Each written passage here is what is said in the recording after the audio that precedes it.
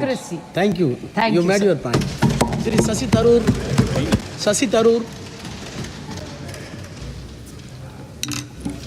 Thank you very much, Mr. Chairman, sir, for giving me an opportunity to add my voice to the Indian National Congress's view of the Union budget presented by the Honourable Finance Minister.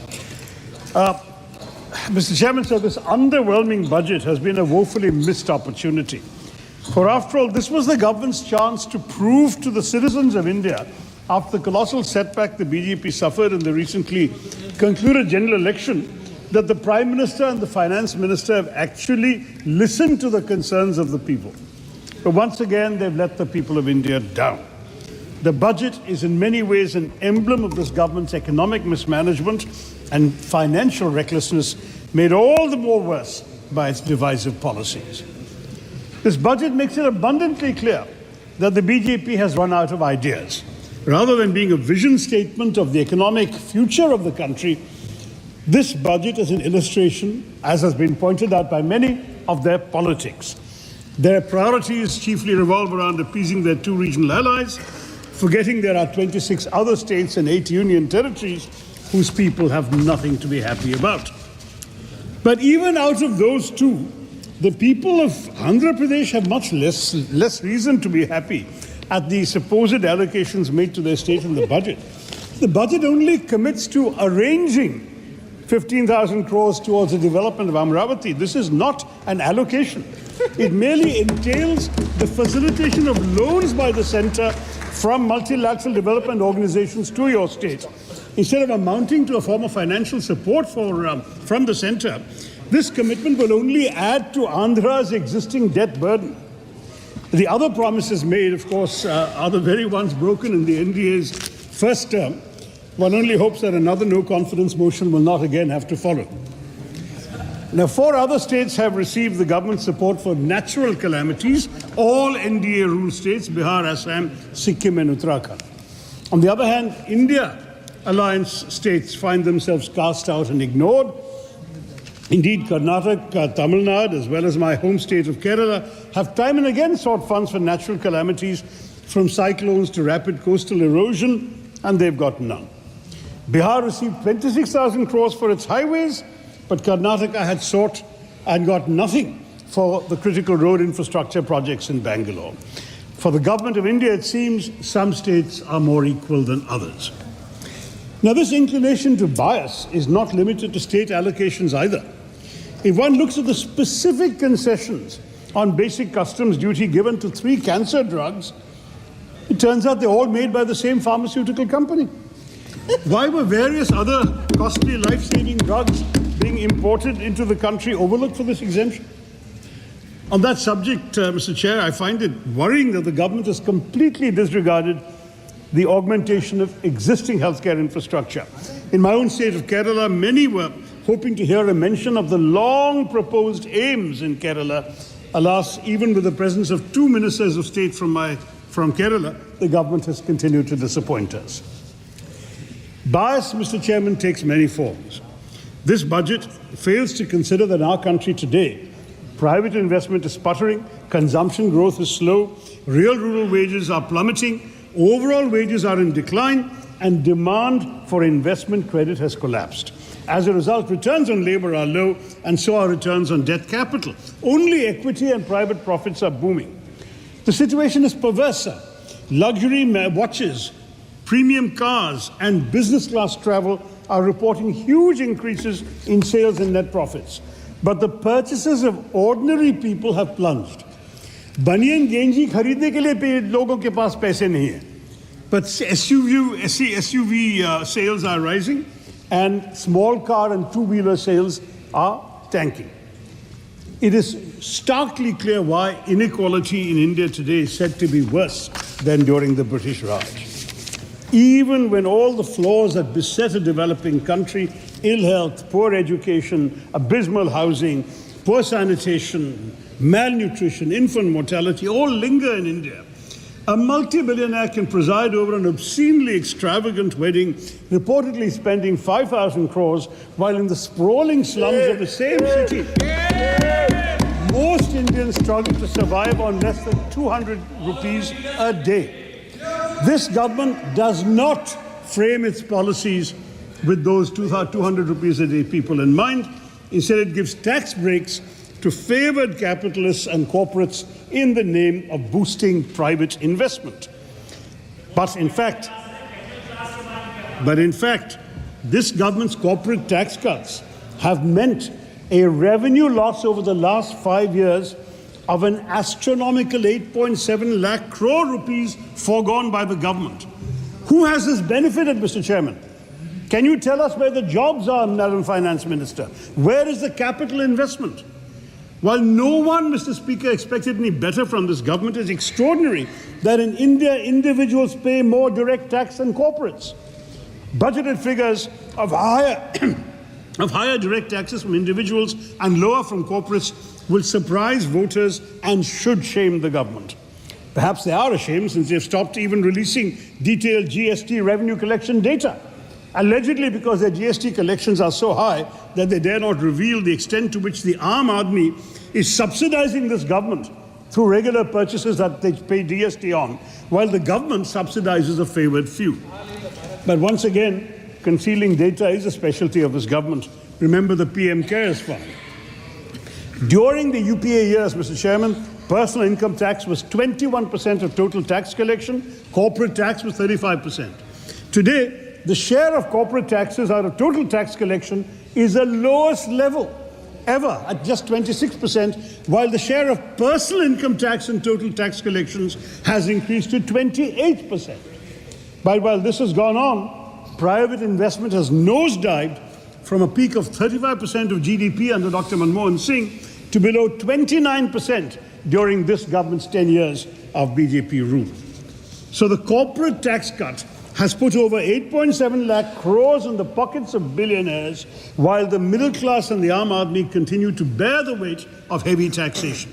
In contrast, if the money were to be put into the hands of ordinary people, they would spend it in their local communities and on their own essentials, and so stimulate the economy.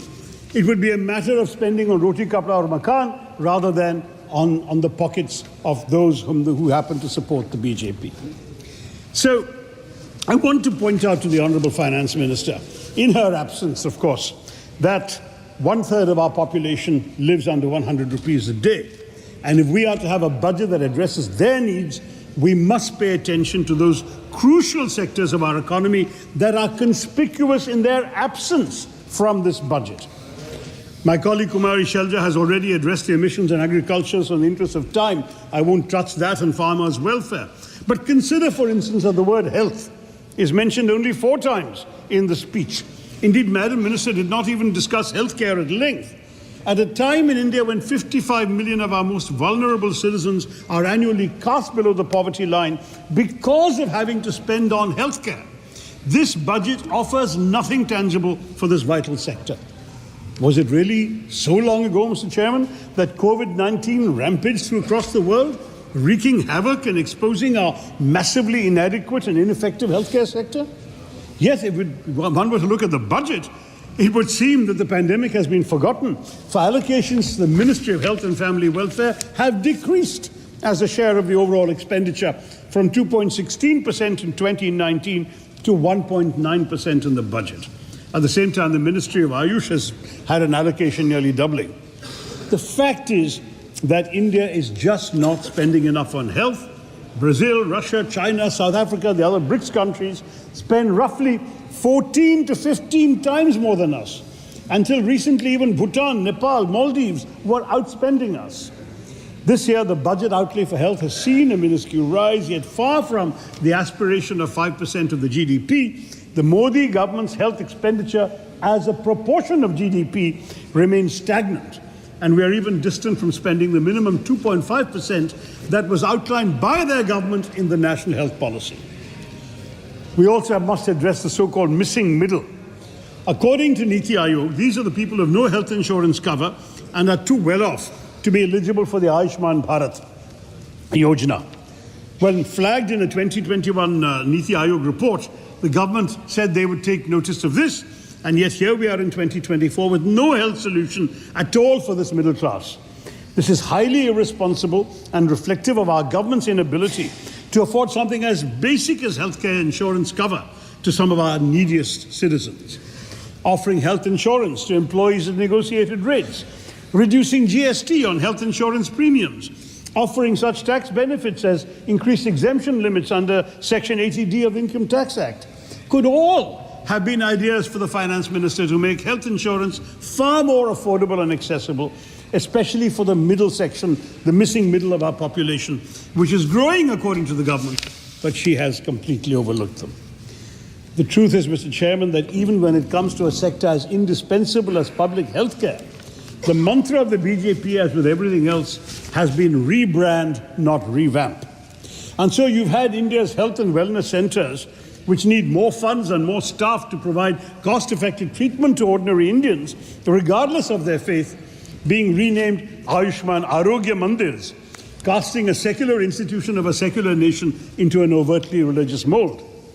But perhaps a certain constituency in Uttar Pradesh should have taught the BJP never again to exploit a mandir for scoring political goals. Yet rebranding is what this government has done for the last 10 years. For me, calling it a name-changing government, not a game-changing government, as you know. But honestly, hearing the inflated claims of the ruling party after this weak budget and all the TV shows I had to appear on yesterday, I am reminded of a garage mechanic saying to the owner of a car, हम आपके brakes तो ठीक नहीं कर सके, इसलिए horn की आवाज़ को बढ़ा दिया. That's what the Sarkar is doing. The brakes of the Indian economy have fallen off, but this government's horn keeps getting louder. Let's look at the targets announced for Make in India in its 10 years of existence and underachievement. This government thinks honestly that rhetoric is a substitute for action. But if I may move to another sector of the economy which the budget barely pays any attention to, that's education, immensely critical to employment generation. For all the BJP's talk of upskilling youth and equipping them with the tools they need to procure jobs in today's intensely competitive job market, there was no mention in the budget speech of primary or higher education. We have a staggering 3.5 million youngsters, 35 lakhs, dropped out of school in the last academic year for which there are records. And this is not just an indication of economic failure by the government, kids having to join the informal workforce to support their families, but it's the future of India stepping away from the path of knowledge, Mr. Chairman. It's deeply unfortunate. And while leaving school may not be in these students' hands, getting them back to school is certainly in the government's hands. So it's a shame that access to quality and compulsory education has been wholly overlooked in this budget.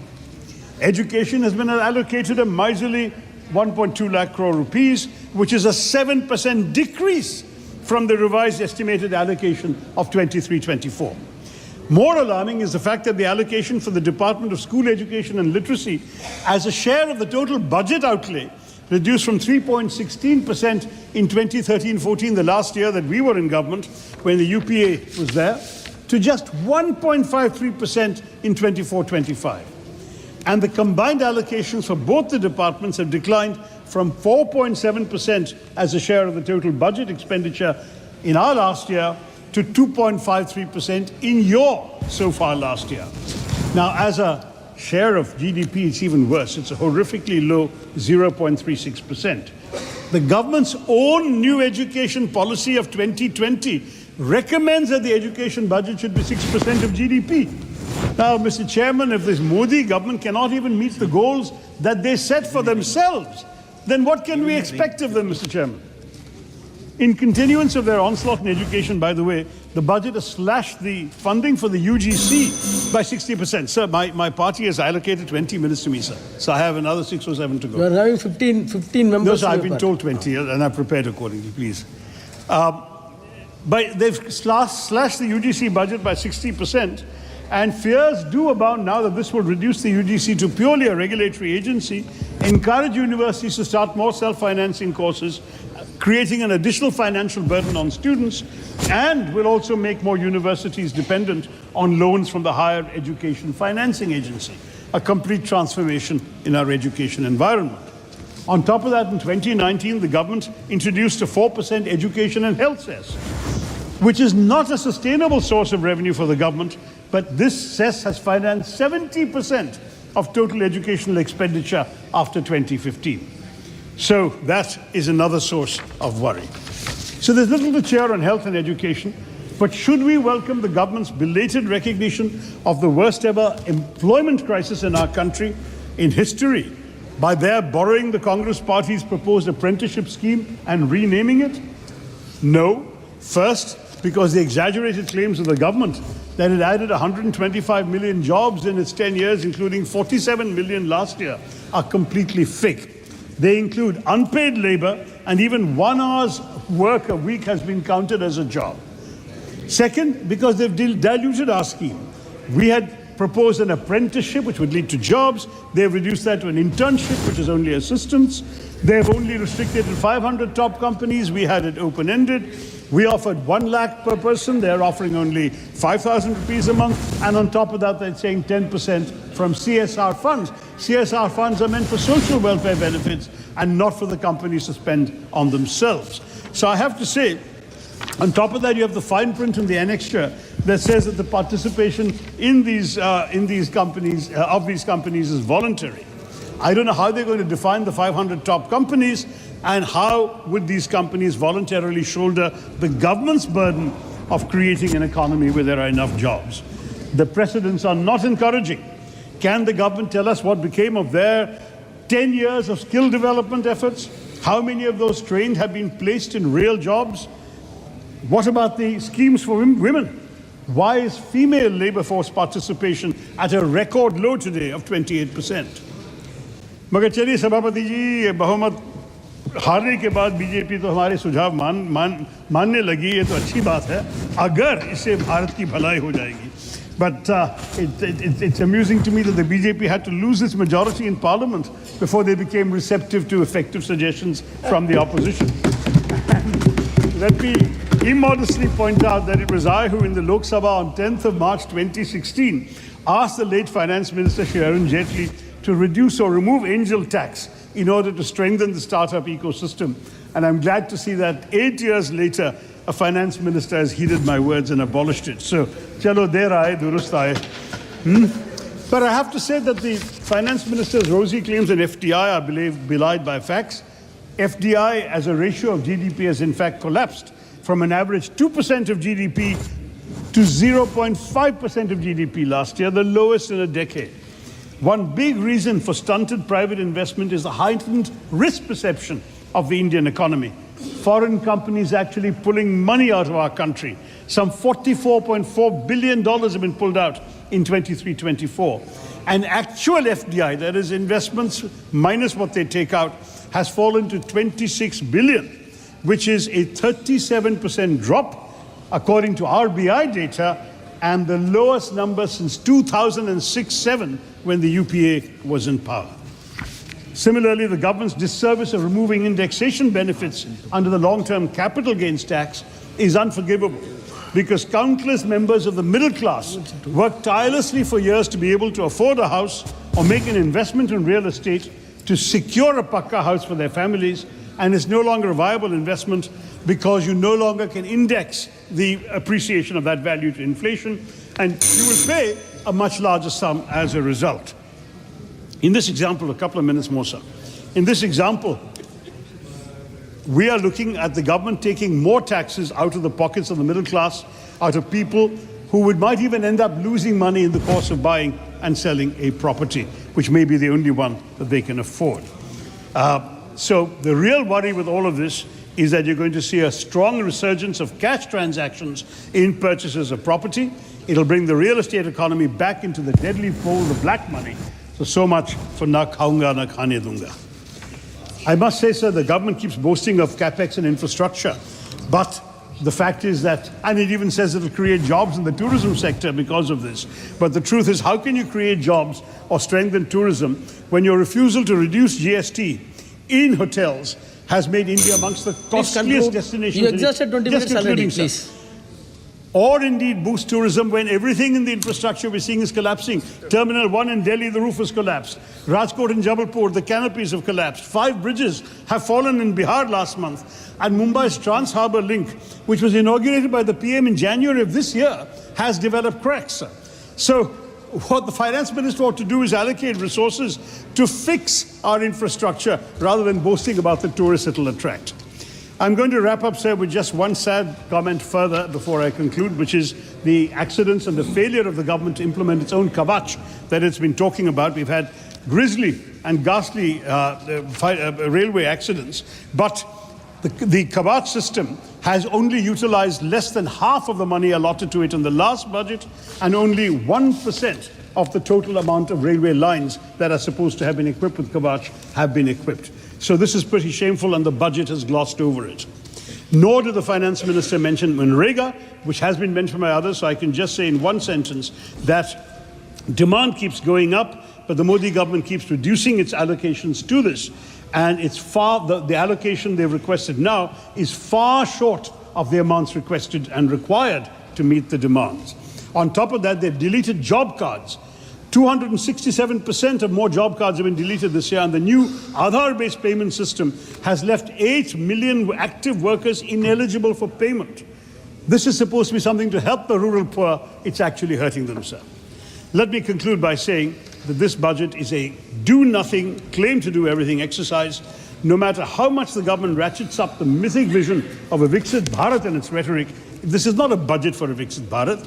It's a motley collection of schemes without an analytical framework or a coherent spending plan, and no pathway to achieve the boasts and rhetoric of either Amrit Kal or Viksit Bharat. The government is selling us a penthouse in a building whose foundations are shaky, whose canopy has collapsed, whose lift shaft is yet to be installed, and whose workers are starving. The budget lacks originality, ambition, strategy. We get no answers to the employment puzzle. We get no solutions to education and health, and we don't engage with any of the crises of investment I've outlined today. The budget that India needs and India deserves is much more than a statement of solidarity with the ruling party's political allies. Thank you, Mr. Chairman. Thank you. Mr. Mehatab, Honorable Member Mehatab.